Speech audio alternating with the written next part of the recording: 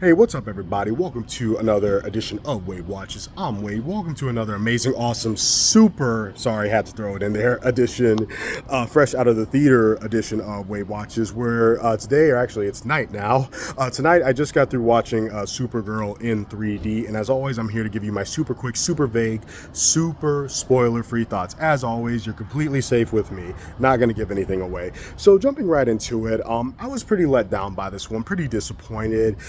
I will say right now, it's not irredeemable, it's not god-awful, it's not terrible, it's still a perfectly watchable film, but it could have been better. So let's start off with the positives. I have to say I absolutely love what Millie Alcock is doing with this character. Though I will tell you right now, I'm not as familiar with Supergirl as I am Superman. I've never read any Supergirl comics. Haven't seen her in any forms of media that I really remember.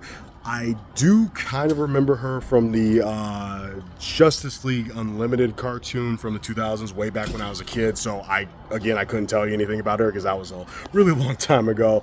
But I do really like her take on this character. You know, her basically being the polar opposite of David Cornsweat's Superman, who is, you know, this basically this optimistic guy with this huge heart, whereas she is not that. And you know, this movie really shines when we get to see why she isn't, you know, this optimistic sort of goody two-shoes character like Clark, like Kal-El. When we get to see what's her name, Kara. I know there's probably a bunch of angry comic book fans. I don't know if I got that right or not.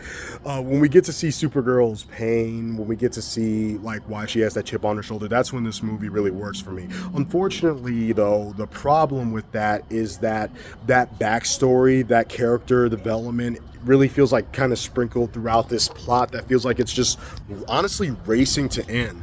And that would have been fine if I had actually cared about the overall plot, which I'm clearly supposed to care about the overall plot because without giving anything away, in case you haven't seen the second trailer, I think that's come out.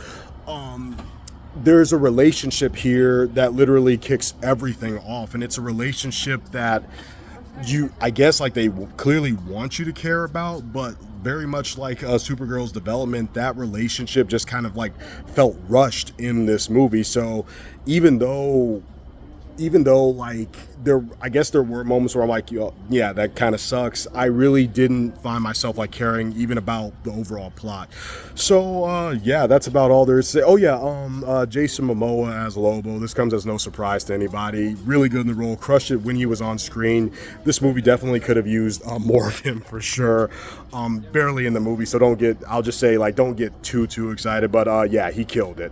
What else? The action was also, I guess, like acceptable. You know, it was all right when stuff was going down and blowing up. I was kind of like, oh look, stuff's blowing up. You know, someone's getting punched in the face, so that was cool too. But other than that, yeah, like nothing really stands out to me here. Not even that overall plot, which again I'm clearly supposed to care about because it's supposed to get you in the feels. Oh no, that sucks. Let's hope that they get that resolved. Didn't care at all. But again, when you see the backstory, when you see the pain, when you see the chip on the shoulder, those were genuinely well-directed, well-acted moments that did land with me. So for that, I'm gonna go ahead and give Supergirl a 5 out of 10. I know I spent a lot of time just listing off all the stuff that really didn't work about this movie, but again, like I said at the beginning of this review, it's not irredeemable. It's not like something that's just completely unwatchable. There are things that really do make this movie, pop. When they get it right, they really do get it right. And so for that, I give it a middle of the road rating, a 5 out of 10. And yeah, that's all I have to say. That's my review. So have you guys seen Supergirl? What did you think of it? Feel free to let me know in the comments below.